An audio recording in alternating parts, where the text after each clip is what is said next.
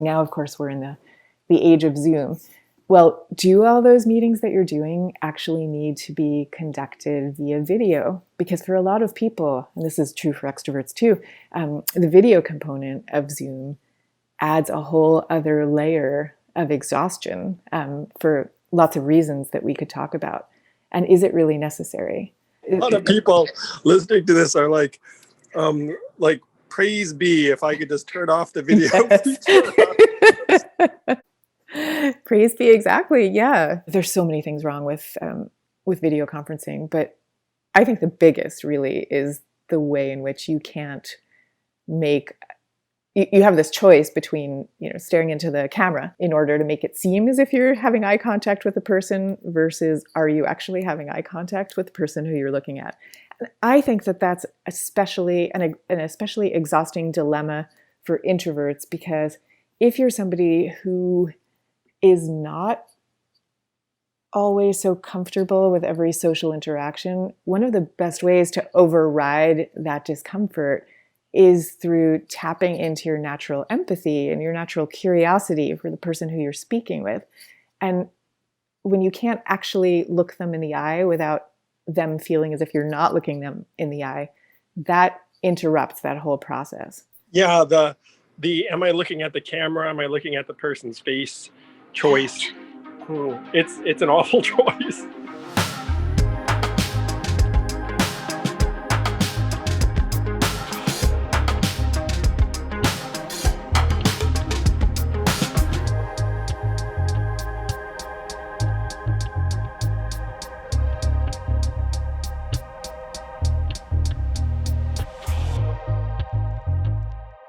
Welcome back to Yang Speaks.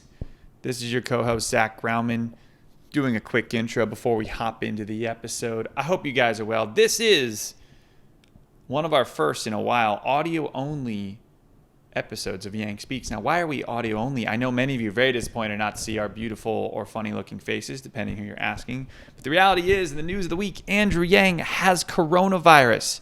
It's very scary, as always, to get the virus we're all locked down for. But he's doing well. He's feeling better. He feels like he has a heavy flu. Thank you all for, many of you have tweeted and commented on Instagram to send some love, and we've passed that on to him, and he sees it. And the reality is, he's one of the hardest working people I've ever met. He's an Energizer bunny. He just keeps going and going. So he's like, we're doing the podcast, let's go. We're doing it. We're just not going to put it on video because I look like crap, which is true. He's kind of been in a state of sick quarantine, which is not fun for anyone, particularly him. So thoughts and prayers to Andrew. He's feeling better. He'll be back on his feet very soon. I hope to be back to regular on-camera programming next week. So we've got Susan Cain on today. She has written multiple books but does a ton of research on the power of being an introvert. Now, for those of you listening who are extroverts like me, if I do the Myers-Briggs test, I am 100% an extrovert. The cross I bear, folks. I'm just I get my energy from people, and that is in many ways awesome because there's a lot of things in society that are set up for extroverts, but in other ways it can put people off. And so I learned a lot by helping have Susan explain how introversion works and how people can get energy from themselves, which is what introverts are. And I know Andrew's an introvert, and he's taught me a lot about this as well. So I think you guys are going to find this one fascinating. She is brilliant and talks about a topic that not a lot of people talk about. And I think it's really important for those of you who listen to this and understanding how human beings are wired, how we get our energy. So I hope you guys enjoy a lesson on what introverts are and how to understand them with Susan Cain here on Yang Speaks.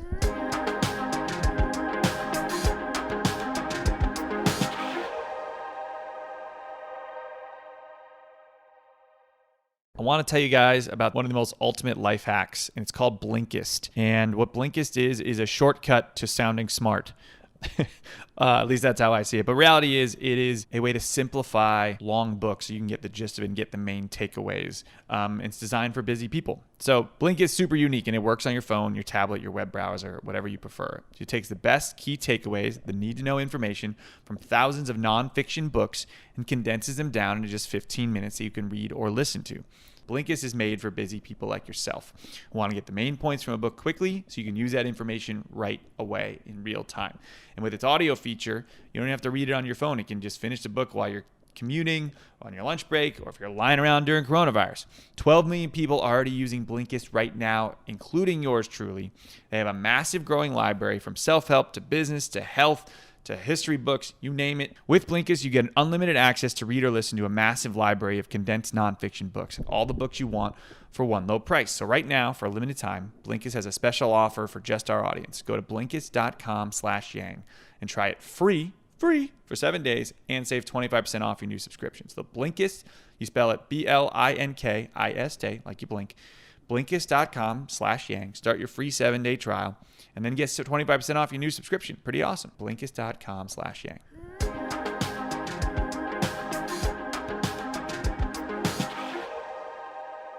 I am so excited to welcome to Yang Speaks an intellectual role model of mine I've admired for quite some time, who actually had a profound impact on my family. I don't know if she knows that. The author of Quiet, The Power of Introverts in a World That Can't Stop Talking, Susan Cain. Welcome, Susan. Oh my gosh, thank you so much, Andrew. It's such an honor to be here with you. And I don't think I knew about the profound impact on your family, so I would love to hear about that at some point. Well, our older son was very introverted, and so my wife picked up your book, and it had a big impact on us as a family. It led my wife and I to dig in deeper to our son's nature. It turns out that he's on the autism spectrum, so it was even more than introversion. But I think your explanation of introversion as someone who gets overstimulated by certain types of situations was something that really hit home for us, because our son was overstimulated very easily at a young age. Yeah, and there is a real overlap there also for kids and adults who are on the autism spectrum with that sensitivity to stimulation. That is such a big aspect of it that I think people don't. It's not only that they don't understand it, I think people aren't aware of the myriad ways that sensitivity to stimulation comes up in day-to-day life. Like, you've probably now become aware of it, but your average manager, let's say, thinking about scheduling the 17th Zoom call of the day, is probably not thinking about the ways in which Zoom can be highly overstimulating for half the people who are participating in the call. I have a running joke, Susan, that I say Zoom is powered by human souls. Yes, meaning like the souls are depleted by the time you're done with the Zoom. Oh, my soul is definitely depleted. Yeah. And so I have this image in my mind of like a giant battery somewhere that's just like going up in power the more of us use Zoom. I shouldn't joke, because Zoom is a very valuable tool. But one of the reasons why your book was impactful was that I was a very introverted kid, very bookish and nerdy, like to read science fiction. What's wild is in your book, you even talk about how Asian Americans have a tendency towards introversion, and then that ends up challenging their self-esteem when they hit 12 years old, because they end up hitting an environment that then values different qualities, which is something that I experienced.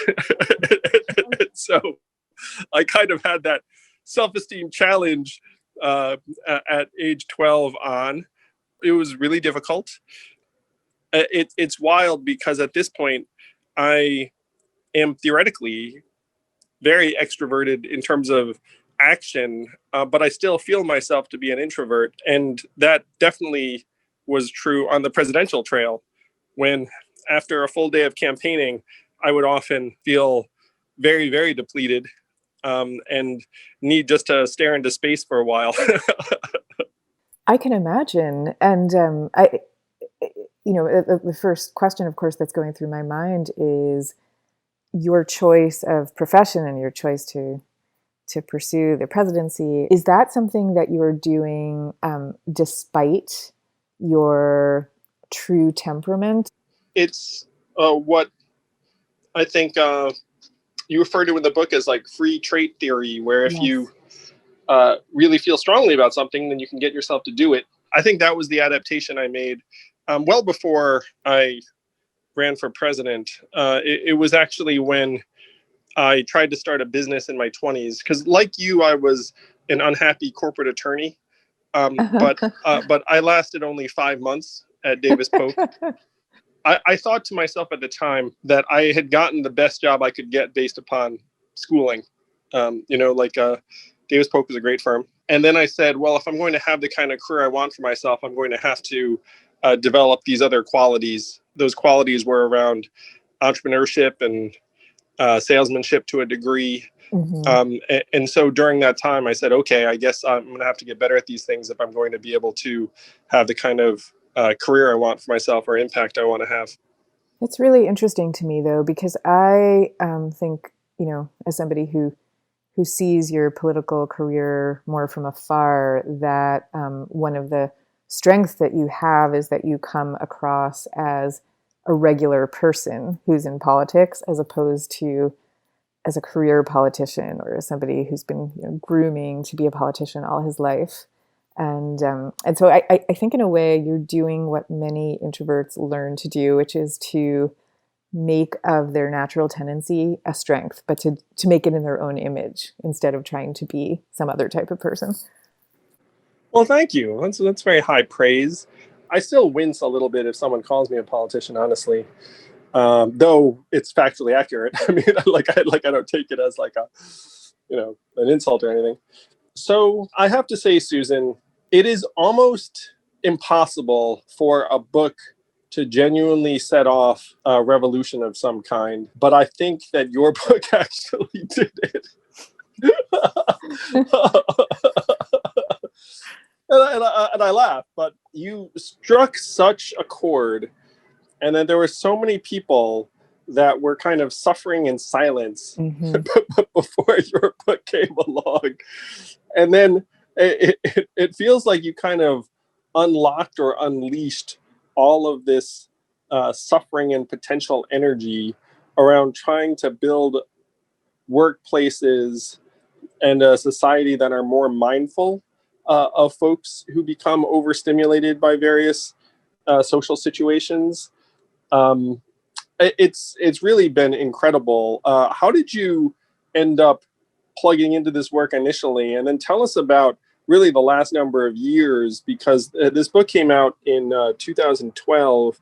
And since then, you've had 2 TED Talks, 2 sequels to the book, a genuine organization that is actually making a huge difference in people's lives. So this is a very long-winded way of asking. First, did you ever imagine that it was going to reach this level when you first started writing this book? Oh my gosh, not at all. So, my path was like you. I was a corporate lawyer at a very similar firm. I was at Cleary Gottlieb. But I had always wanted to be a writer since I was a kid. And when I stopped practicing, I wrote all kinds of things for a few years, never tried to publish anything, but I was writing plays and essays and poetry and a memoir, all kinds of stuff. And then I started working on this project about introverts. And I thought of it as this quirky project that I was doing on the side. For some reason, this was the project that I decided I was going to actually try to get published, as opposed to all the other stuff I'd been writing.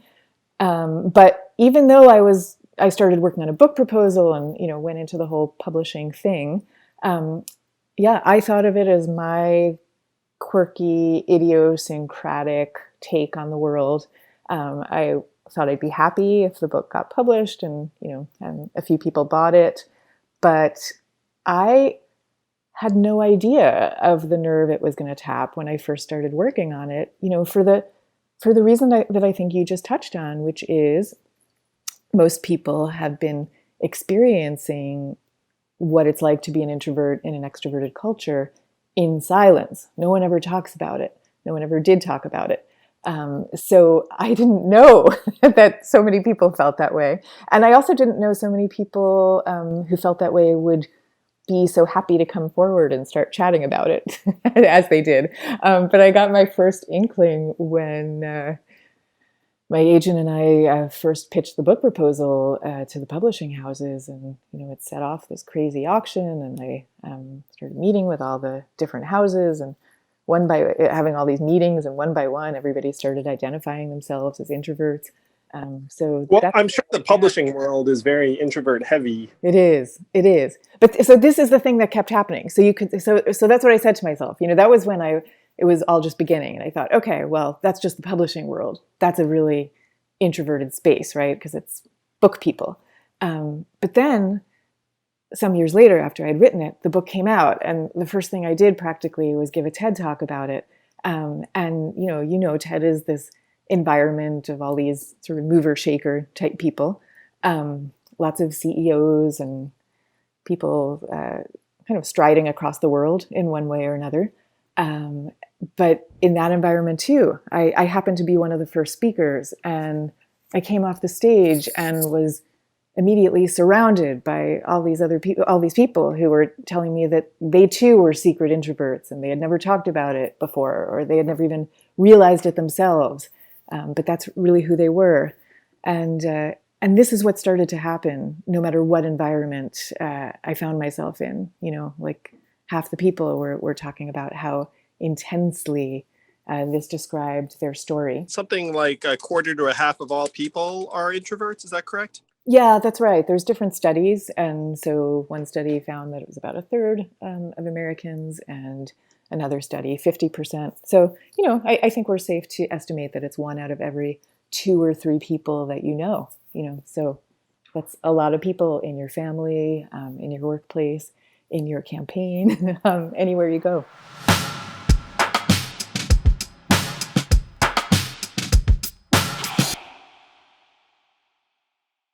All right, this episode of Yang Speaks is brought to you by Literati Kids. Great children's books open up new worlds for discovery. And with Literati Kids, you've got this try before you buy subscription book club. So every month, Literati delivers 5 vibrantly illustrated children's books, bringing the immersive magic of reading right to your home. Literati's age-based book club ensures appropriate reads for your budding bookworm, whether they're snuggling with you for story time or letting their imagination roam free. It's like the one time in your life where you're innocent enough to just like fall into a book. In Literati Kids, we love that. We want you to have that with your kids or your friends' kids or anyone you know in your life that has a child. No more sorting through hundreds of titles trying to guess what the kid will like or what your child is going to enjoy. Literati is going to curate this for you, send you the best in children's literature, and you can choose to purchase the ones they love and send the rest back for free. Pretty cool. Head to literati.com/yang for 25% off your first 2 orders. Select your child's book club, whichever age you'd like, and start them on that literary journey like no other. So that's literati.com/yang. The only place you can get 25% off your first 2 orders. And this one-of-a-kind book subscription is pretty freaking cool. I've given it as a gift before. Kids love it. They love books, and this is a great way to pick the right one. So Literati, literati.com/yang. That's literati.com/yang.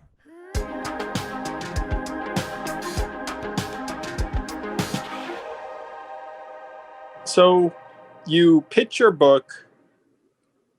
There's a frenzy around it. You're like, that's different. Yeah, that's a good way of putting it. With a kind of bemusement. You do a TED Talk and you realize that a lot of the techies were introverted nerds too, which does not shock me. Right. Right. Chris Anderson knew from the beginning. He had a sense that the audience would resonate. So then the book takes off. And then what is that time like? Yeah. So then after that, it just became a kind of nonstop whirlwind from one world to another. So first of all, it was like hundreds or thousands of letters and conversations and so on with just one human after another, talking about how this concept was giving them a sense of permission finally to be who they actually are. And that word permission is the word that people use over and over again. I don't think we realize the degree to which it just becomes habit for introverts to not feel permission to do what they want to do. And it's as simple as like, okay, how are you going to spend your free Saturday afternoon? You might really want to just be hanging out by yourself. And there's just this feeling that gets bred into us from a very early age that there's something wrong with that choice. So So the first answer to your question is that it was just this incredibly moving and humbling series of conversations with one person after another, talking about their life experiences.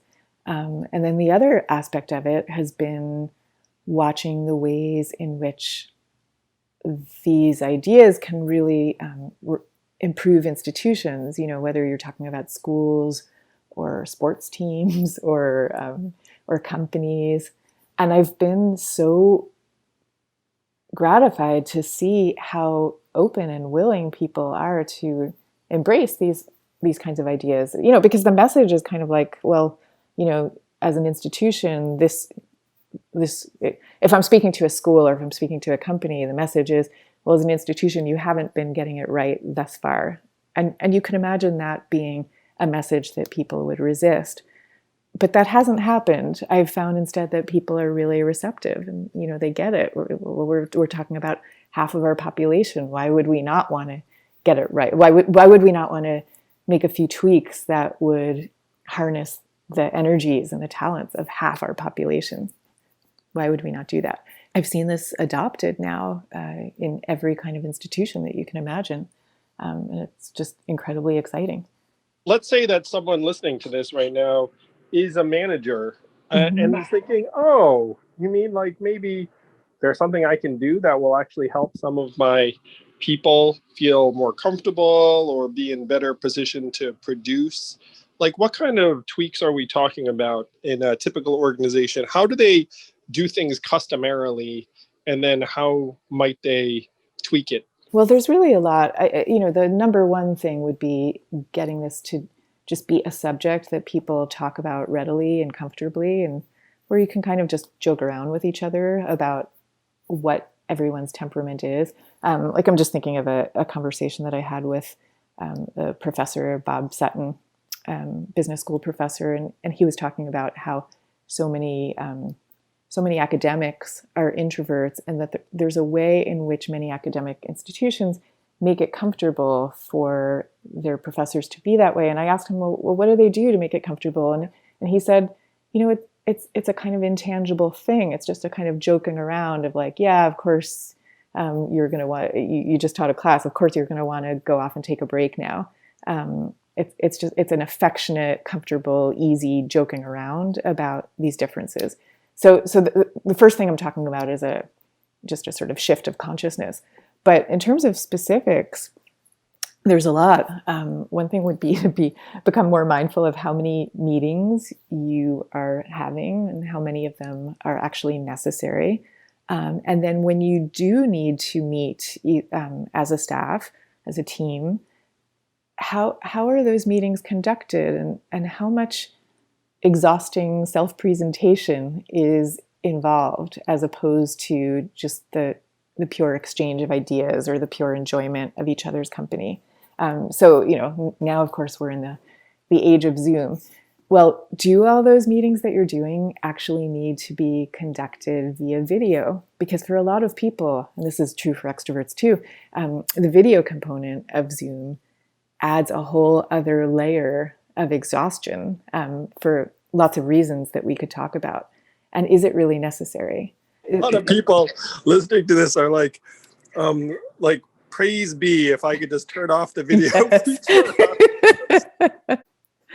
Praise be, exactly. Yeah. There's so many things wrong with video conferencing, but I think the biggest really is the way in which you can't you have this choice between, staring into the camera in order to make it seem as if you're having eye contact with the person versus are you actually having eye contact with the person who you're looking at. And I think that that's especially an especially exhausting dilemma for introverts, because if you're somebody who is not always so comfortable with every social interaction, one of the best ways to override that discomfort is through tapping into your natural empathy and your natural curiosity for the person who you're speaking with. And when you can't actually look them in the eye without them feeling as if you're not looking them in the eye, that interrupts that whole process. Yeah, the am I looking at the camera? Am I looking at the person's face choice It's an awful choice. It's an awful choice. It's a soul disrupting choice. It's not just a technical choice. But then there's other things that we can do too.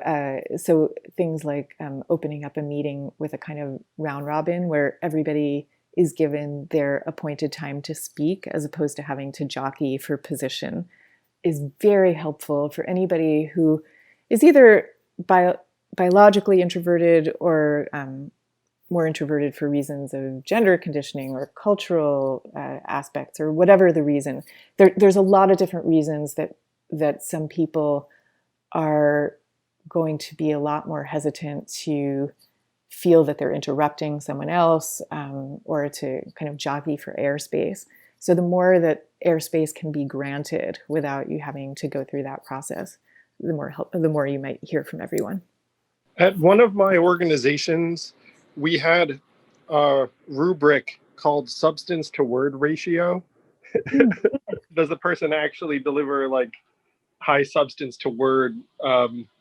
Because if someone's just talking a lot, but like not that substantively, then their ratio was low. Yeah. And so this was something that we used as like a signal to people, so that it wasn't just that like to reward volume, but it was trying to point out thoughtfulness. I love that. Was that your idea?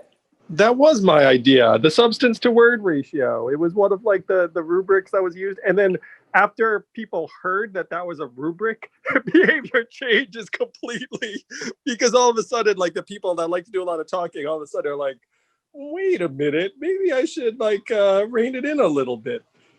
That is so interesting. So it actually worked. Like it actually changed behaviors. Yeah, it did. Feel free to adopt. Anyone I love it. I mean, adopt the substance to word ratio.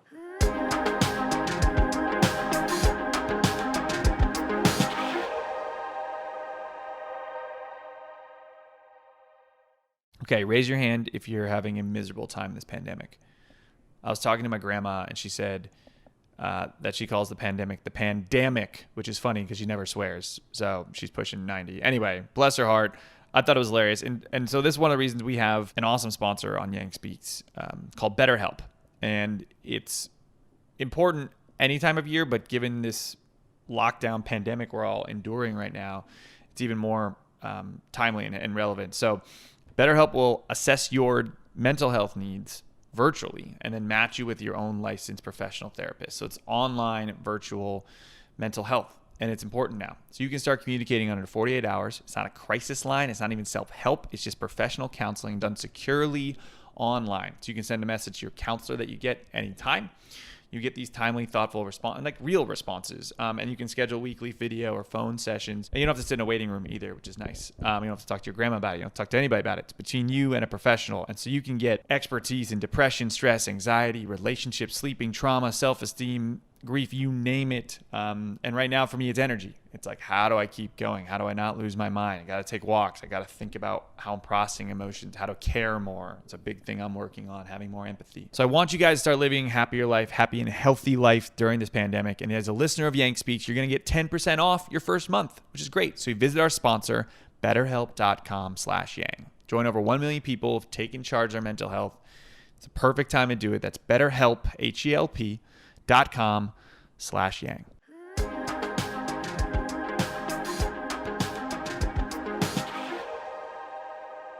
One of the things that you said in your book is that business schools tend to be very, very extroverted. And I think there's something around business culture that way. Academia, introverted. I'm going to say law, pretty introverted, but business, the opposite. Absolutely. Though I will say one really nice development that I heard about, a friend of mine who teaches at business school told me that when she used to teach her leadership course, she would always start it by having people do a personality test. And it used to be that she apparently had a class of 100% extroverts. But she said that that's changed over the years, and now half of the students identify as introverts. So I think what was happening before is that people felt like they had to answer the test questions in a way that would make them seem extroverted. But now they don't feel that pressure to quite the same extent. So I think we are seeing some changes in the culture, even though in general, I agree with you. Business school culture is probably the most extreme. I actually, from reading the book, I kind of plopped down at Harvard Business School for a while while I was researching the book. I just found it the most fascinating environment. And I went there, I went to do book research there because a friend of mine had graduated and said it was the spiritual capital of extroversion. I always remember one guy who I interviewed there who said there's this feeling of like, whatever you've done, it doesn't matter how inconsequential the thing was. You went to the supermarket, you have to figure out a way to make it an enticing story about that day that you went to the supermarket. And he was a substance versus words guy. And he felt like he had to just like keep on figuring out ways to raise his hand in class, even when he didn't really have anything like value add to say. That sounds like a difficult environment for someone like that. Yeah. So I would love to see that kind of thing shift. I mean, I'm always intrigued. You're probably familiar with the technique out of Amazon, where apparently they begin meetings really the week before the meeting starts, where the person who's organizing it has to write a whole lengthy memo detailing everything that they're going to talk about. And this all happens way before the meeting. Then everybody gets to the meeting and they sit down, and the first thing they do is for half an hour, they sit there together reading silently this memo before they talk about anything. And this is apparently a technique that was pioneered by Jeff Bezos to get everybody actually talking about something meaningful, as opposed to just, what usually happens where people are just sort of going on the fly and not really knowing what they're saying. So Susan, you're a parent. You have 2 or 3 kids? I have 2 kids. Yeah. How do you think social media plays into introversion for kids in particular? And I ask this because I've got one boy who's very introverted. And I have a sense that social media is like the ultimate overstimulation. I don't know if you've seen anything that actually shores up my impression. Yeah, I think it goes both ways, because social media is, on the one hand, it's a way of kids being able to communicate without having to be out there in the social scrum in the same way, putting aside COVID restrictions and stuff. But on the other hand, social media is a kind of bombardment of constant stimuli all happening at once, with a whole lot of social judgment and social evaluation layered in on top of the stimuli. So in that way, it can be a pretty demanding social environment. At that age, there's so much the feeling of like that, the main currency is how popular are you? How many likes do you have? How many followers do you have? How successful are you? And now all of a sudden that's all tangibly evaluated for everybody to see. That's a very difficult thing.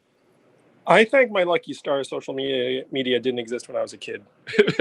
Because when I was like a bookish kid hiding in my room, I was alone. It's not like if I took out my phone, all of a sudden my classmates were there with me. Right. I think it's very, very difficult for a kid to really escape that, because when you're young, what other people think about you seems like the entire world. Exactly. And then if you can just access that on a device, it strikes me as quite overpowering, when in my life during that time, I would literally just be reading some escapist science fiction novel, and that was like a much more pleasant way to spend my time than seeing what my classmates were doing, or worse yet, what they thought about me. Exactly. And I also think that the kind of social connection that it encourages is so much more performative. Because I'm thinking about my adolescent years, and I would come home and I had my best friends who I would talk to every night on the phone, and it would be like one long one-on-one phone call after another, where we would have these real conversations with each other. The way of interacting was based on a lot of trust and a lot of intimacy and connection. It had nothing to do with performance in the way that everything in social media is. And I really worry about that and what we're sacrificing.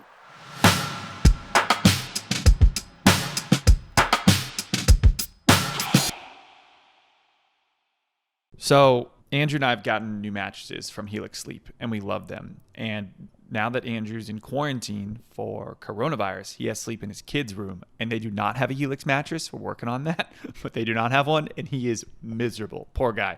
It's hurting his back. And it's because the key to a good night's sleep is like 90+% mattress, and Helix Sleep is awesome. You take a quiz, go online, and you get matched with a certain type of mattress. I got matched with the Helix Lux, and it shows up in this like very compact box. You can get a bed frame if you want to. And then you unwrap it, and it like literally pops open. It's like wild. It's amazing. It's like, I don't know. They suck all the air out of it. It's fantastic. And then it's one of the best night's sleeps you'll ever have. So if you're looking for a mattress, take the quiz, get your mattress. All you do is go to helixsleep.com/yang. Take the 2-minute sleep quiz, and they'll match you with a customized mattress that'll give you the best sleep of your life. Seriously. They have a 10-year warranty. You get to try it out for 100 nights. So like there's literally no risk to this thing. And they've got a cool gift for you. You're going to get $200 off all mattress orders. So up to $200 off all mattress orders and 2 free pillows, which are also very comfy for our listeners. That's helixsleep.com/yang. So Helix, Helix, sleep.com/yang for up to $200 off and 2 free pillows. Check it out. We love it.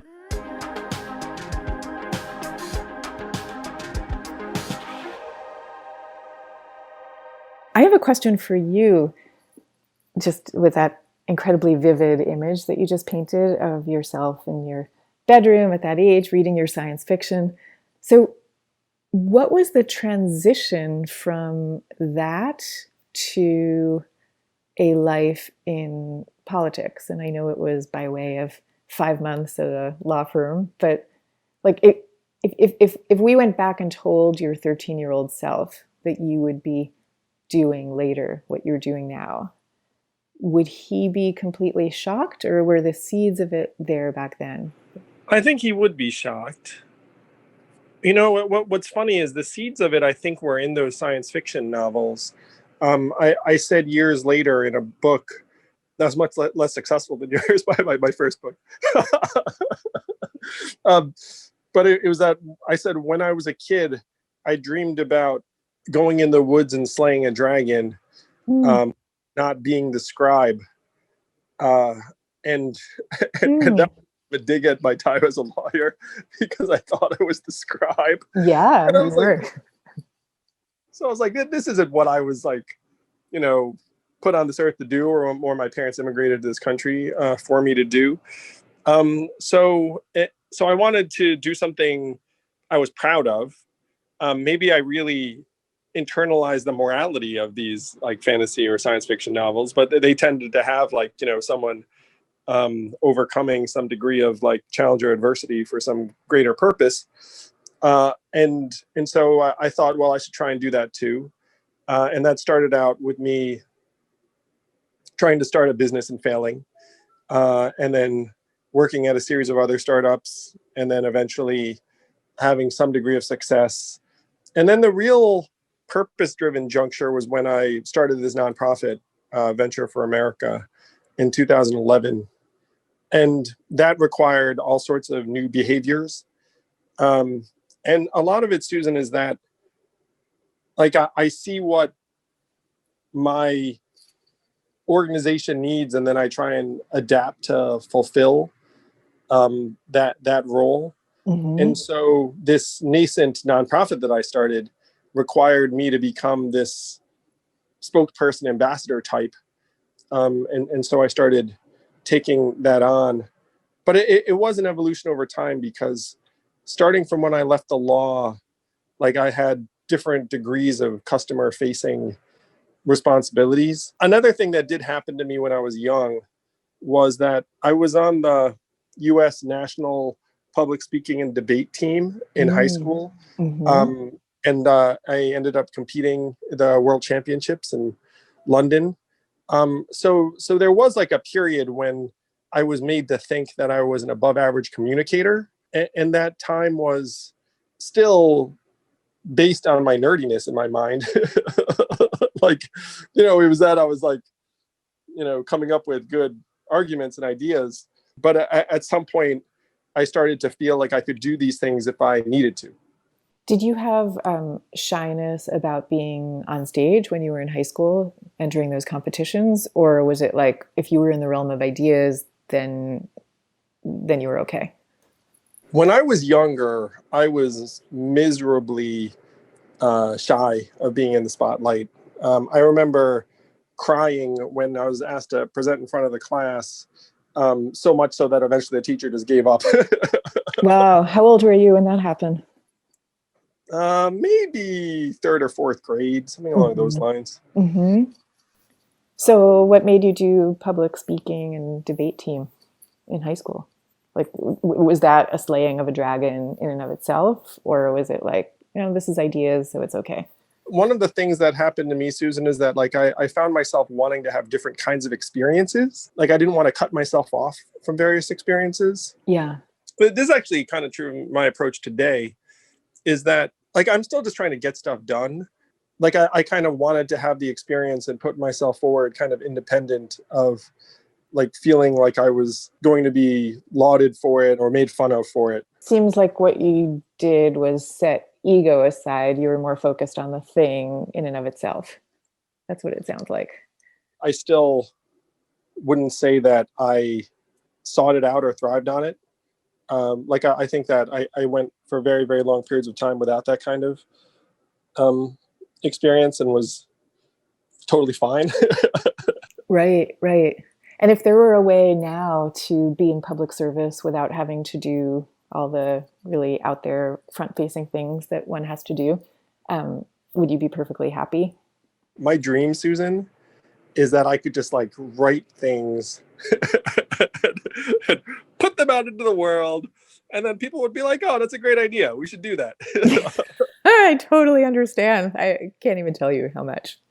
It's amazing that you, despite that being your ideal, the path that you've taken is really interesting. And well, I just really want to get the thing done. And like I don't. And this is the tough part about what we're talking about, Susan, is like I think that often people need a person to step out there and make a case. Certainly, that was the case for universal basic income in the presidential. And like someone actually even asked me this, and I almost choked. Where they were like, "Hey, why run for president? Why not just, write a book about it?" And then I was like, well, one, I did write the book. And two, like, do you think anyone would pay attention to like, a relatively anonymous entrepreneur's book saying, hey, we should, you know what I mean? Like that, like not every book is like your book where it actually works. I'm so taken by that story because I think that you're an extreme example of what so many introverts experience. Like introverts who are out there living fulfilling and successful lives. Like they may not do it to the degree that you're talking about. I think you're a pretty extreme example. But I certainly don't recommend it. I don't know though. I mean, this is one of the things, as somebody who is a kind of introvert advocate, this is one of the tricky tightropes that I think we all need to walk between really honoring what our temperament is and building a life that's as consonant with that temperament as we can, because why wouldn't you? And then on the other hand, needing, as Brian, you talked about free trade theory, which is in my book, and it's this theory that is advanced by this amazing guy named Brian Little, a personality psychologist, who talks about how we all in this life should be figuring out what our core personal projects are. And those are the people and the causes and the work that we're really dedicated to. And what he says is, for the sake of those core personal projects and those people who you love and the things that matter, for the sake of those things, you can and should be willing to step out of character, as long as you do it from a place that honors who you are, and as long as you grant yourself what he calls restorative niches, where you get to kind of come back and be who you are and be in your equilibrium and take the day off and, go take a walk by the lake or whatever it is. And so I think a lot of getting life right is walking that balance between just being who you are and doing the stepping out of character. But also to know that there's such a huge difference between stepping out of character for the sake of being the proponent of universal basic income, if that's what you believe, versus doing it for something that you don't really care about, which I think is the dilemma that many people find themselves stuck in. Well, I think that's one benefit of introversion is that if you settle on a belief, you can settle on it very, very strongly. Yes. You have like real conviction. I agree with that. I agree. And I also think like the converse is true, that for introverts, they're less likely to get swept up into something just purely for the social benefits of it. So they're more likely to kind of do the extra work of crafting a life that really makes sense for them substantively. On the public speaking front, because I'm sure there's a lot of people who are listening who wonder about that, because so many people have a fear of public speaking. And I can tell you, like, I used to be completely terrified of public speaking. And now I have this life, at least pre-COVID, where I'm out giving talks all the time to companies and schools. And like, if you had told me years ago that would be my life, I would have found it ridiculous and impossible. But the evolution that I really went through was kind of what you were describing of learning, when I'm speaking, learning to shift my focus from the ego of like, how am I coming across? How are they judging me? Leaving that behind and instead focusing on, okay, what is the idea that I really want to communicate here? And who is the person in the audience whose life might be different by virtue of having heard this? And I always tell myself, if I ever get into that feeling again of intense jitters before giving a talk, I always tell myself, well, if there's one person whose life or whose child's life will be better as a result of hearing this, then it's worth it. And you're speaking to that person. Well, you made an enormous difference in a lot of people's lives, Susan. My family is just one example. If someone wants to find out more about your work, the book is Quiet, The Power of Introverts in a World That Can't Stop Talking. At this point, you have another book for families. Yeah, so there's a website at quietrev.com where you can find, and that's for Quiet Revolution, so quietrev.com. And on the website, you can find resources for companies and for schools and so on. And that website is just out there. Everything on it is free, whatever resources you might want. And then I also work personally with companies and with schools. And in terms of connecting with me online, which is something I really love to do with people, I'm pretty active on social media, on LinkedIn in particular. On Facebook, you can look for me under author Susan Cain. And I'm also on Twitter and Instagram. Susan Cain, the patron saint of introverts. You've made the world friendlier for many of us, and just made a lot of people more mindful about who they are. It's incredibly empowering. A lot of folks owe you a great debt. And thank you for this conversation. This conversation was a restorative niche for me. It has been a real pleasure to talk to you. And I didn't know that whole background story. I hope it's going to be inspiring for people to hear about. I know it is to me.